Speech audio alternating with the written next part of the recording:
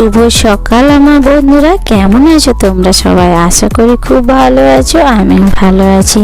আমি মামনি তোমাদেরকে সঙ্গে নিয়ে শুরু করছি আজকের ব্লগটা। তো দেখো, আজকে রান্নাঘর থেকে কাজগুলো সব শুরু করেছি। আর কি বলো তো, সকাল থেকে তো সব কাজকর্ম হয়ে গেছে, রান্না বান্না সব কমপ্লিট হয়ে গেছে।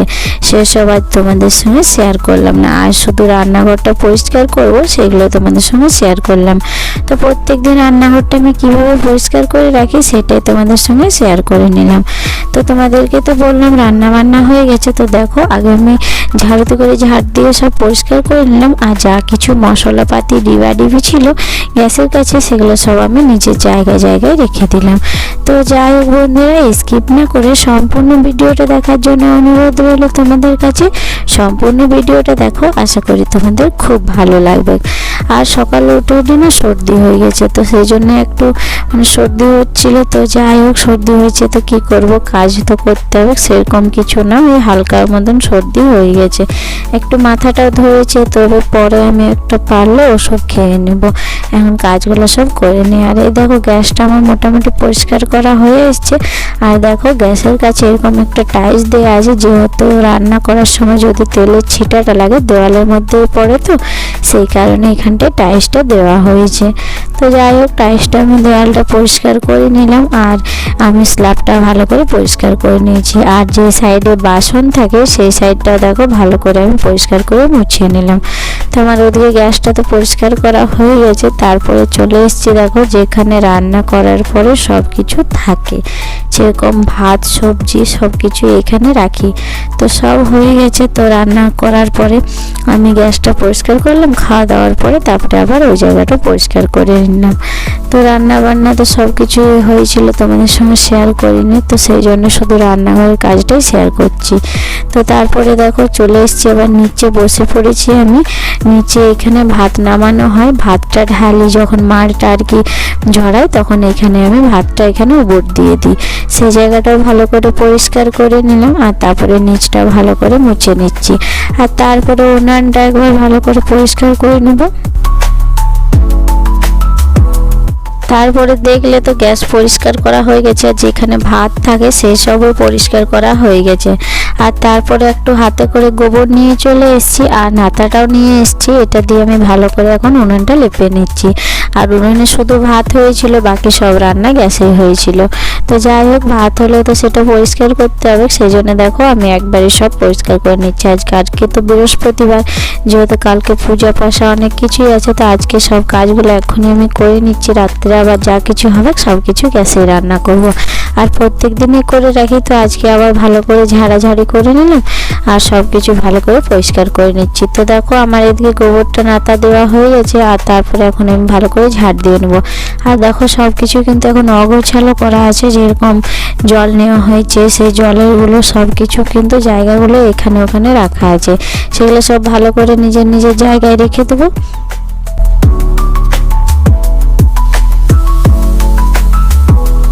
আর দেখো, ঝাড় দিতেছিলাম, তো তারপরে দেখো যেখানে জল আছে ডেকচিগুলো, সেগুলো কিন্তু আমি এখানে রাখবো। সেই জন্য আগে একটু হাতটা ধুয়ে নিলাম জল নিয়ে, কারণ কি বলতো, ঝাড়ু হাতে তো কিছু ছুঁতে নেই, সেই কারণে।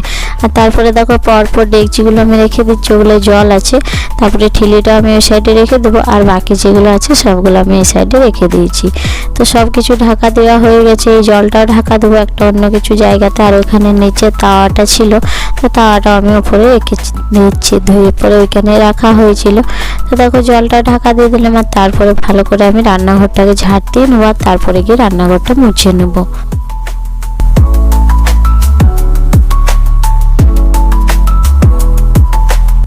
তো উনানটা তো লাতা দেওয়া হয়েছিল, তারপরে ঝাড় দিয়ে নিই। ভাবলাম একবারেই ঝাড় দেবো, যে সব কিছু পরিষ্কার করে নিই, তারপরে গিয়ে একবারে ঝাড় দিয়ে নেবো। আর এই সাইডে দেখো, জলটা এখনও আছে, আমি ফেলিনি, আবার একটা অন্য জল নিয়ে আসবো এক বালতি। এই জলটা ফেলে পরে তো এখানে যে সবজির ঝুড়িগুলো থাকে সেগুলো এখানে রেখে দিলাম। আর বাকি যেগুলো আছে সেগুলো নিজের জায়গায় রেখে দিয়েছি। আর তারপরে দেখো, ঝাড় দিতে শুরু করে দিয়েছি। এগুলো সব আমি এখন বারান্দায় তুলে দেবো, তারপরে গিয়ে বারান্দাটাও ঝাড় দিয়ে নেবো।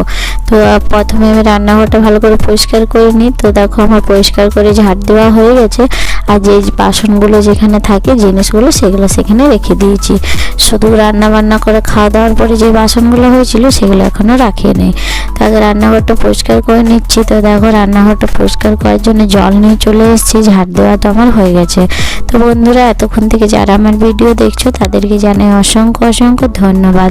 যদি আমার ভিডিওটা ভালো লেগে থাকে, চ্যানেলে নতুন হয়ে থাকো তো প্লিজ চ্যানেলটা সাবস্ক্রাইব করো, লাইক করো, কমেন্টে জানাও যে তোমাদের ভিডিওটা কেমন লাগলো। আর যারা আমার পুরনো বন্ধুরা অলরেডি সাবস্ক্রাইব করে রেখেছো তাদেরকে জানাই অসংখ্য অসংখ্য ধন্যবাদ। এভাবে আমার পাশে থেকো, আমাকে সাপোর্ট করো।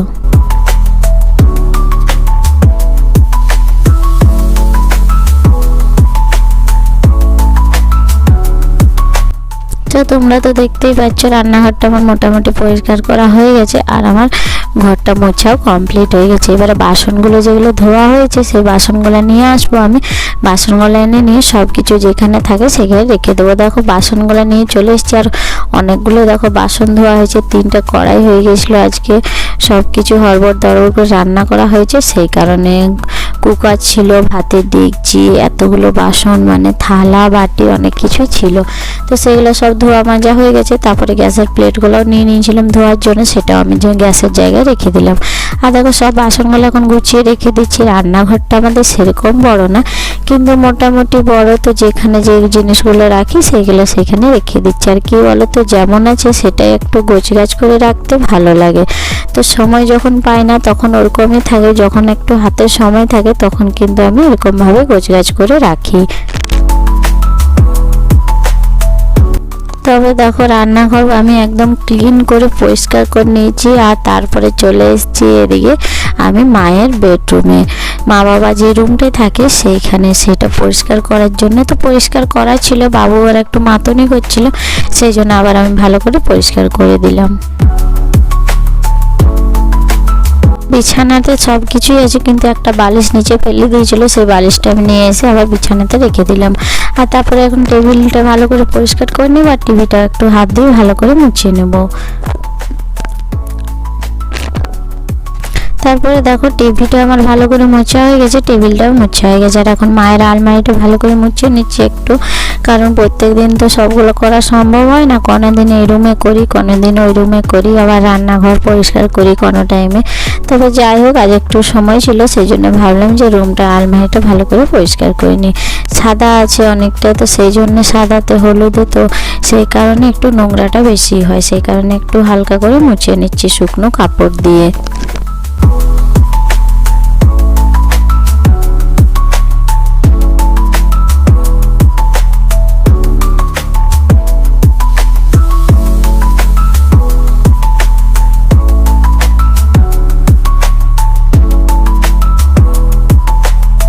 তারপরে দেখো এখানে বাবা মায়ের ফটোটা ছিল, সেটা একটু হাত দিয়ে মুছে নিলাম। আর তারপরে ঘরটা ভালো করে ঝাড় দিয়ে নেব।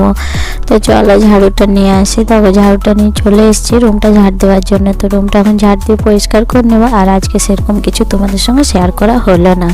তো যাই হোক, যতটুকু ভিডিও করেছিলাম সেটাই তোমাদের সঙ্গে শেয়ার করে নিলাম। চলো যে পরে রান্নাঘরটা তোমাদেরকে দেখাচ্ছি যে কীরকমভাবে আমি প্রত্যেকদিন গুছিয়ে রাখি আর কি।